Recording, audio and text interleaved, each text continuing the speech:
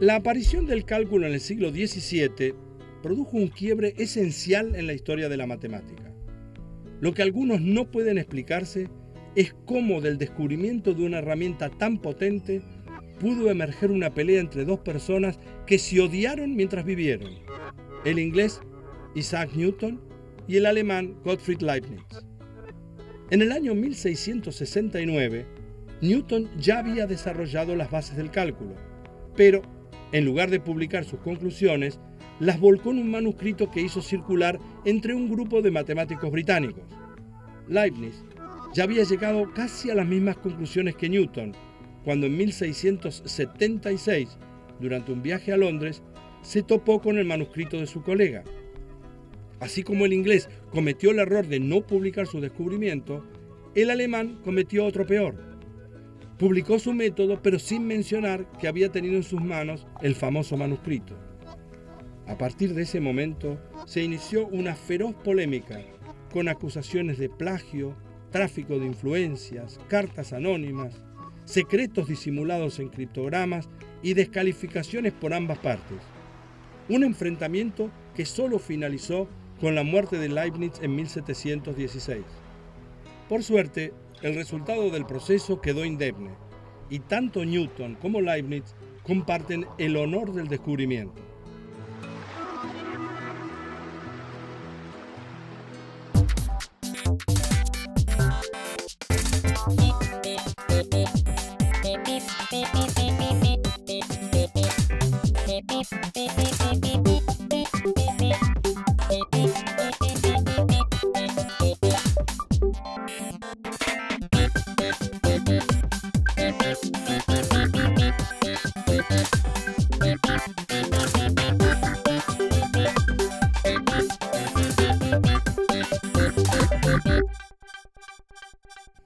A uno, cuando está en el colegio, le enseñan a calcular las áreas de un rectángulo, de un cuadrado, de un triángulo, inclusive hasta de un círculo. Pero cuando uno está en la vida, las superficies no vienen así, o sea, no tienen esa forma.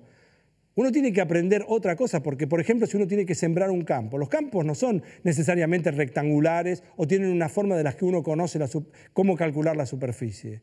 Y entonces, ¿qué es lo que hay que hacer cuando uno tiene una superficie irregular? ¿Cómo calcula? ¿Cómo estima ese área? En todo caso, si uno tiene que sembrar, lo necesita. Si uno tiene que comprar, en todo caso, pintura para pintar una pileta que tiene forma irregular, ¿cómo se hace?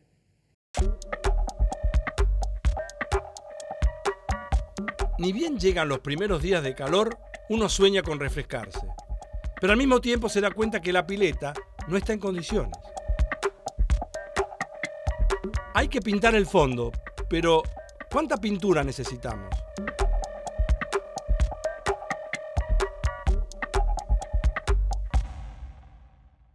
Para responder esta pregunta, uno lo que necesitaría es saber el área de la pileta. Y no es fácil calcular el área de una superficie irregular. En todo caso, y esta es la clave que estoy invitando a ustedes que piensen, que para poder calcular el área de una superficie irregular hace falta pasar por las regulares. Es decir, hace falta pasar, en todo caso, como para ir aproximando. De hecho, si la pileta fuera rectangular, en ese caso sería fácil.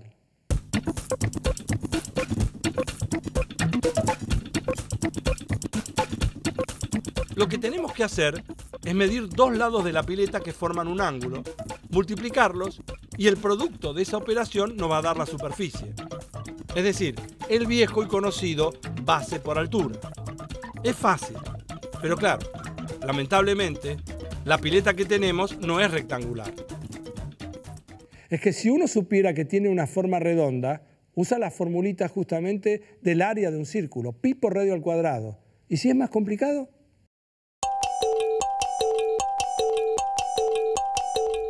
No existe una fórmula para obtener la superficie exacta de una pileta como esta. Pero para poder ir avanzando hacia una aproximación, lo que se puede hacer es medir el largo y el ancho máximos de la pileta. Eso ya nos da una información, que la superficie que tenemos que pintar es menor al área del rectángulo que acabamos de calcular. Claro, esto no dice mucho, me va a decir usted, pero uno lo puede mejorar. Lo que se puede hacer es achicar la superficie del rectángulo quitándole eventualmente otros rectángulos menores por fuera de la pileta sin que me salga del rectángulo mayor y sumando otros dentro de la pileta. Entonces, el área que intentamos determinar está entre la de los rectángulos amarillos y la del rectángulo grande, quitándole los rojos. Pero todavía el error que se comete es demasiado grande. ¿Qué hacer entonces? Lo que uno tiene que hacer es repetir el proceso, repetir el método, refinándolo, porque de esa forma se alcanza mayor precisión. Entonces, volvemos a quitar rectángulos por fuera de la superficie y a agregar otra vez rectángulos por dentro.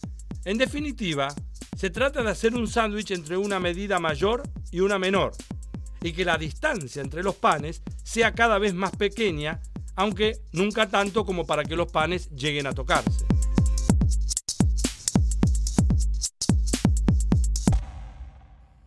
Si uno no quiere que el pintor se harte y en realidad en algún momento decida tomar una acción drástica con uno, lo que tiene que hacer es parar en algún momento cuando uno considere que el error que está cometiendo ya es tolerable, es aceptable y decirle, mire, termínelo acá, no hay problema. En todo caso, lo que uno ve es que está aproximando por afuera y por adentro. Y eso es la base del cálculo integral, aproximar por afuera y por adentro. Cuando la diferencia entre los dos le da un error que a usted le parece que es suficiente, ahí dice que para y ha aproximado el área que buscaba. Y como acabo de decir, esa es la base del cálculo integral.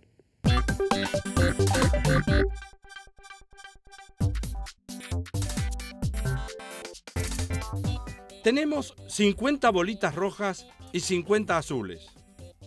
Tenemos también dos recipientes que no son transparentes, son opacos. No se puede ver lo que hay adentro. Y tenemos que repartir todas las bolitas sin que ninguna quede afuera. ¿Cómo debería dividirlas para que la probabilidad de sacar a ciegas una bolita roja sea la máxima? Ese es el desafío.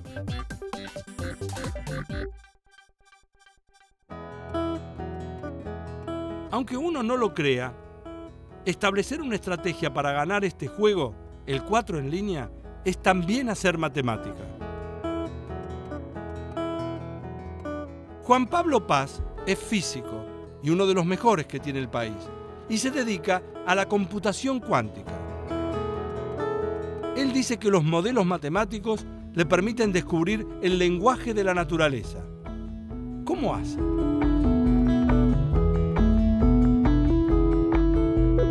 ¿Por qué estudiaste física y no matemática?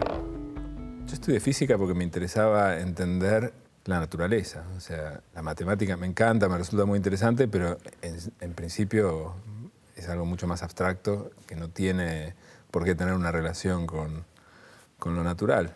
Me fascinaba así la física de lo muy chiquito y de lo muy grande, o sea, la física del universo y los átomos. Eran como una especie de temas sobre los que si podía leer algo, leía. Bueno, está muy emparentado con la matemática, ¿no? Ya lo habrás dicho más de una vez, pues el lenguaje de la física es la matemática, los físicos hablamos en matemática y es una ciencia que lo que tiene de fascinante es eso de que uno puede dialogar con la naturaleza a través del método experimental, o sea, hacer experimentos y hacerse preguntas sobre el comportamiento de la naturaleza y hacer modelos que pretendan descubrir cuáles son las leyes fundamentales que rigen el comportamiento de la naturaleza usando el lenguaje de la matemática.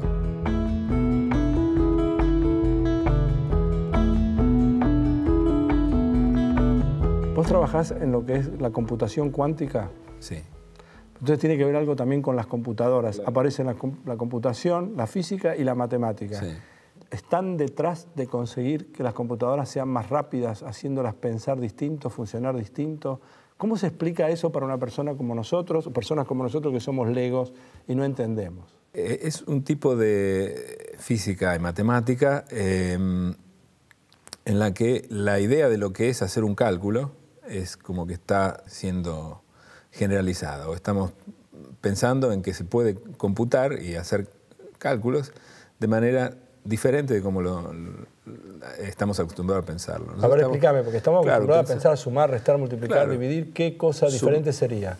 Pues si yo hago una cuenta, ejecutás un algoritmo, ¿no? Sumar 1 más 1 es 2, bueno, eso es fácil, pero si son más números de 2 dígitos ya tenés que hacer un algoritmo un poco más complicado porque tenés que llevar uno. Tenés que diseñar, hablemos de lo que es un algoritmo también. Claro, un método, un procedimiento con reglas pautadas que si vos lo aplicás para cualquier par de números que vos lo apliques vas a obtener como resultado la suma de ellos, ¿no?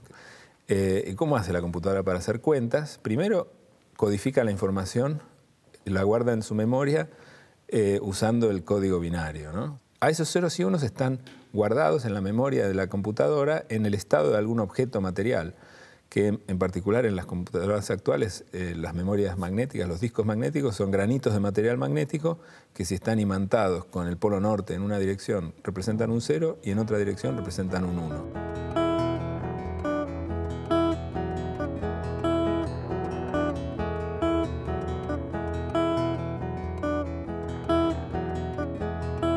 Las computadoras cuánticas van a almacenar la información a la escala de átomos individuales. Cada bit de información va a estar almacenado en un único átomo.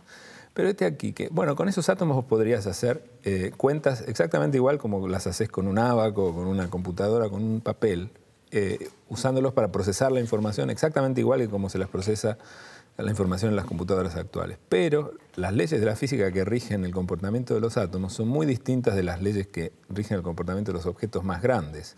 Ahí entra a valer lo que se conoce con el nombre de mecánica cuántica. Es una parte de la física que se desarrolló para estudiar los átomos, las moléculas, su interacción con la luz a principios del siglo XX y que fue puesta a prueba, dio lugar al láser, a la energía nuclear, a los transistores, un montón de fenómenos que usamos en nuestra vida cotidiana.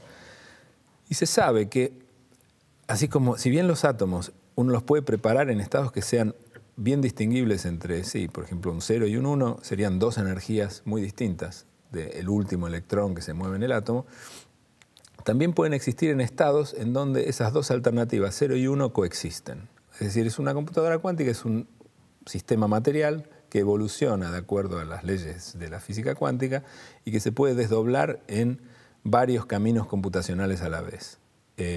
Al final del día, cuando uno termina un cómputo cuántico, tiene que realizar algún tipo de detección, de verificación. Claro, verificar si, no sé, el primer átomo está en un estado, el segundo en otro, el tercero en otro, y así sucesivamente. Y de esa verificación uno puede extraer información útil para resolver un problema matemático, un problema de modelado de la naturaleza, un problema de lo que sea.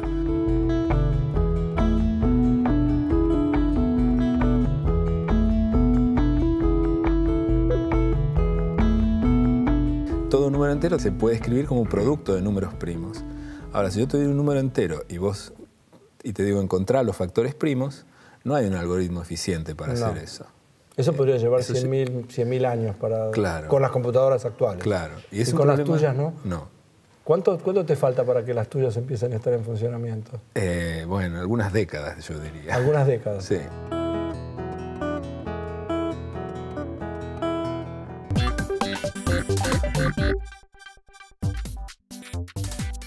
Teníamos dos recipientes en donde teníamos que repartir 50 bolitas rojas y 50 azules. El problema consistía en elaborar una estrategia de manera tal que le permita a usted o a mí a encontrar la mayor probabilidad de sacar, sin mirar, una bolita de color rojo. Lo que le propongo entonces es lo siguiente. Si usted pone una bolita de color rojo en uno de los frascos y las otras 99 bolitas en el segundo recipiente, las posibilidades de sacar una bolita roja llegan al 74,74% aproximadamente. ¿A usted se le ocurre alguna otra estrategia?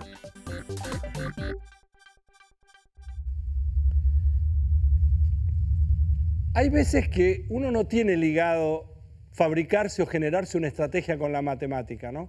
Como si la matemática fuera solamente hacer cálculos, hacer cuentas, hacer números.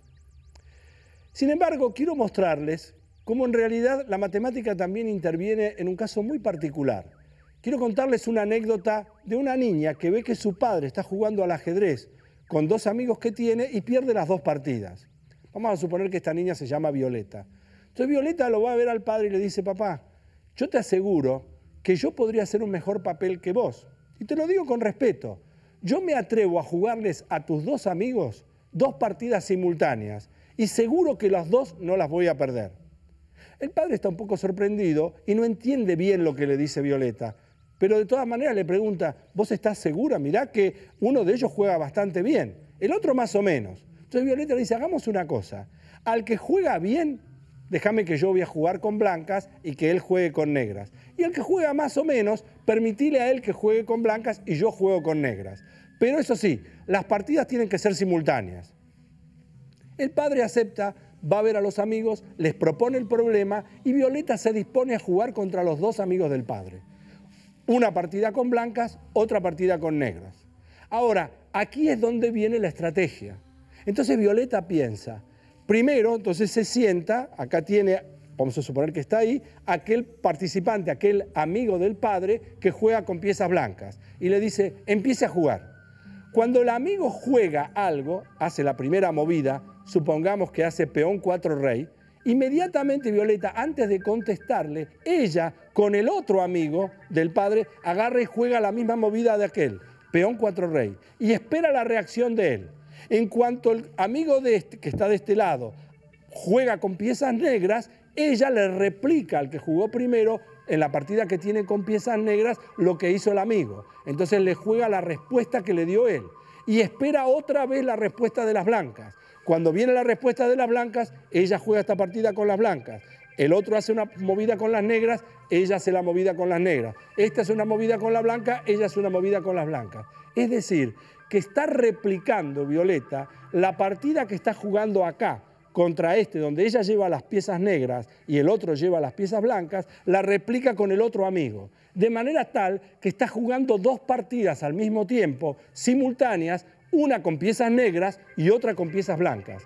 Si Violeta, por cualquier razón, llegara a perder esta partida que juega con negras, entonces eso quiere decir que cuando ella está jugando esta partida con el otro amigo, esa la va a ganar, porque quiere decir que el amigo del padre que jugaba con piezas blancas ganó, entonces ella va a jugar esta partida con aquel y va a ganar en donde ella juega con piezas blancas. Es decir, no hay manera de que ella pierda las 2 partidas. Si una es tablas, la otra es tablas. Si ella pierde la que está jugando con piezas negras, entonces gana la que está jugando con piezas blancas. Y recíprocamente. Es decir, que de alguna manera esta estrategia le permite a Violeta por lo menos conseguir un punto. 2 medios si es tablas, o gana una partida y pierde la otra. Esto también es hacer matemática, esto también es elaborar una estrategia.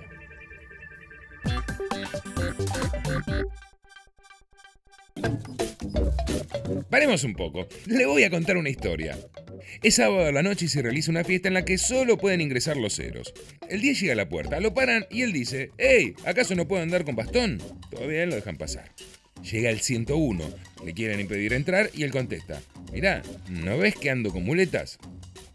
Cuando llega el 7, también lo paran y el 7 se queja, «Ufa, pensé que era una fiesta de disfraces».